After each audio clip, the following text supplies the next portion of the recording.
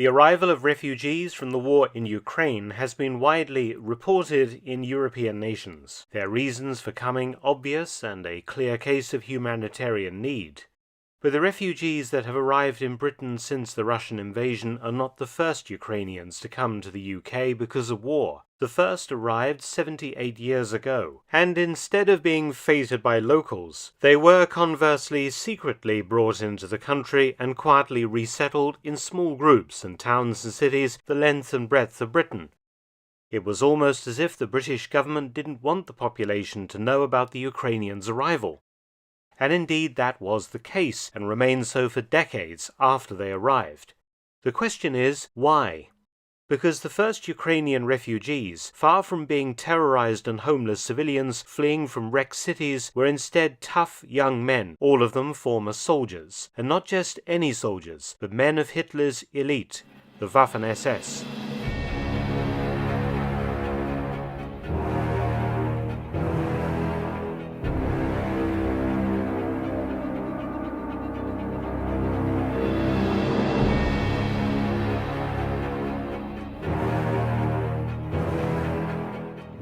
That's right, just after the end of the war, the British government allowed former SS to settle in the UK. Not a few dozen, or even a few hundred, but over 8,000, all former members of the Ukrainian SS, over which accusations of war crimes committed on the Eastern Front still hangs today. Who these Ukrainian SS were, and why the British government deliberately let them come to the UK, is both fascinating and not a little disturbing. This then is the secret story of the Ukrainian SS refugees, who came to Britain and never left, a story the British government hoped would just go away. It is no secret that Heinrich Himmler's SS looked far and wide for recruits to circumvent recruiting restrictions placed upon it by the German army. In German-occupied Ukraine, the Germans discovered many men sympathetic to the Nazi cause, or more particularly adherents of a brand of Ukrainian nationalism that was opposed to Soviet communism and sought an independent Ukrainian state. Many of these groups saw the German occupation of Ukraine as the beginning of their own national dream, and by cooperating with the occupiers they might promote independence, or at least some kind of autonomy under Hitler's rule.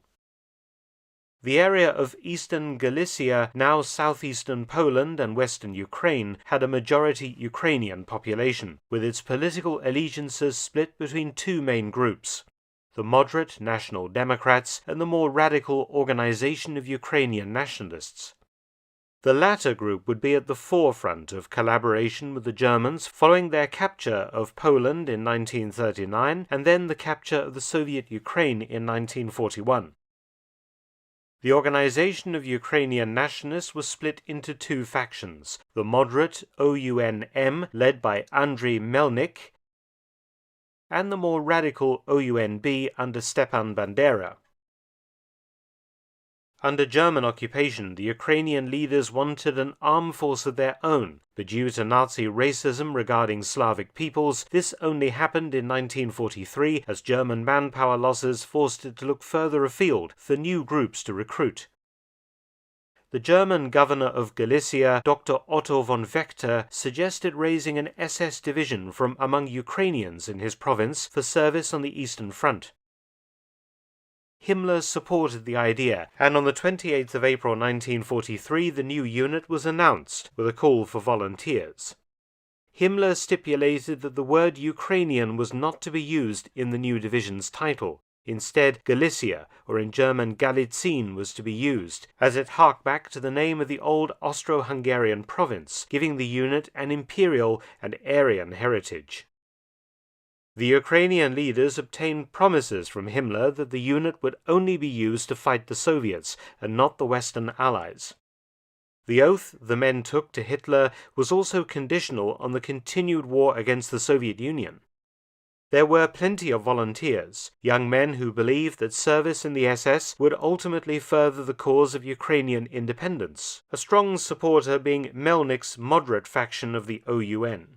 Stepan Bandera was against the unit's creation, largely because he couldn't control it. He also believed its members were just cannon fodder for the German cause and not for Ukraine's. However, later some of Bandera's men did join and achieve high positions in the organization as Bandera tried to infiltrate it. The new unit's official name was the 14th Waffen-Grenadier Division of the SS, 1st Galician, and it adopted as its divisional badge the old Ukrainian symbol of the golden lion with crowns on a blue background. The division was led by German, Austrian, and Ukrainian officers, and in total around 52,000 men enlisted. From this number, some 13,000 were formally inducted into the SS. Many other Ukrainians went on to serve in the German concentration camp system as what were called SS Travnikis after the camp where they were trained, and many others were recruited into auxiliary police units and another SS division, the 30th Waffen-Grenadier Division of the SS. Its members later mutinied against the Germans when stationed in France in 1944, going over en masse to the French resistance, a topic I've already covered in a video. Link in the end screen. In mid-February 1944, the 14th SS Galitzin was ordered to provide a battle group for deployment against Soviet and Polish partisans in the Jaworzno area of southeast Poland, earning rare praise for its activities from famous German Field Marshal Walter Model.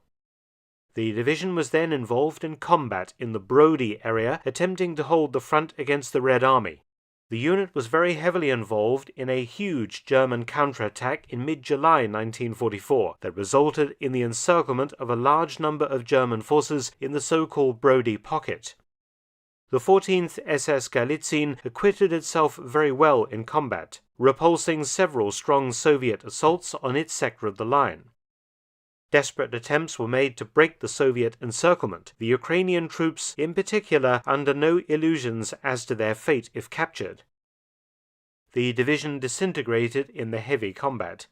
Out of 11,000 troops deployed at Brody, only some 3,000 made it back to German lines, the rest being killed or captured. The Germans rebuilt the division primarily using conscripts, stationing it in Slovakia, where it helped to suppress the Slovak national uprising against the German occupation. Archival documents show numerous problems between the Ukrainian SS and the Slovak population, the German security police logging many complaints made against the 14th SS for ill discipline and criminality. The German commander of the division even asked for permission to shoot Ukrainian SS members without trial because of their bad behavior and because a number tried to desert to the Slovak partisans. The Slovak state archives contain much evidence of war crimes committed by 14th SS Galitzin units. Previously, units of the division are alleged to have taken part in war crimes in the Brody region and elsewhere in Poland. In January 1945, the division was sent to Slovenia, where in concert with other SS and police units it fought Yugoslav partisans until the end of March 1945. Following the collapse of the German front, as the Red Army punched into Austria from Hungary, the division was thrown into desperate combat in the Graz region of Austria. The division numbered 14,000 frontline troops with a further 8,000 in a training and replacement regiment. During the fighting, the Ukrainian SS suffered 1,600 killed or wounded. Politically, things were changing. On the 17th of March 1945, Ukrainian émigré leaders founded the Ukrainian National Committee to oversee all Ukrainians still in Nazi Germany. As part of this, the Ukrainian military units were formed into a new Ukrainian National Army under General Pavlo Shandruk. The 14th SS Galitzin was renamed the 1st Division of this new army. However, it was now too late for these title changes to come into effect, and the title of 14th SS remained in use to the war's end. Not relishing surrender to the Soviets, the division's survivors trekked west until they met British forces in Austria, formally surrendering on the 10th of May 1945, 2 days after the German capitulation. The British shipped the Ukrainians to Rimini in northern Italy, placing them in camps under Polish military control, specifically a unit of General Władysław Anders. The Ukrainian SS leaders made representations to General Anders, pleading not to be turned over to the Soviets. Stalin pressed strongly for the deportations of all Soviet citizens who had fought with the Nazis, and in due course the British would indeed hand over Cossacks and other groups, using great violence to force them onto trains to the Soviet zone, where many were then executed or sentenced to decades in labor camps in Siberia. The problem for the British was the fact that the region the Ukrainians had been recruited from was partly pre-war Polish territory, and had merely been invaded by the Soviets and then by the Germans.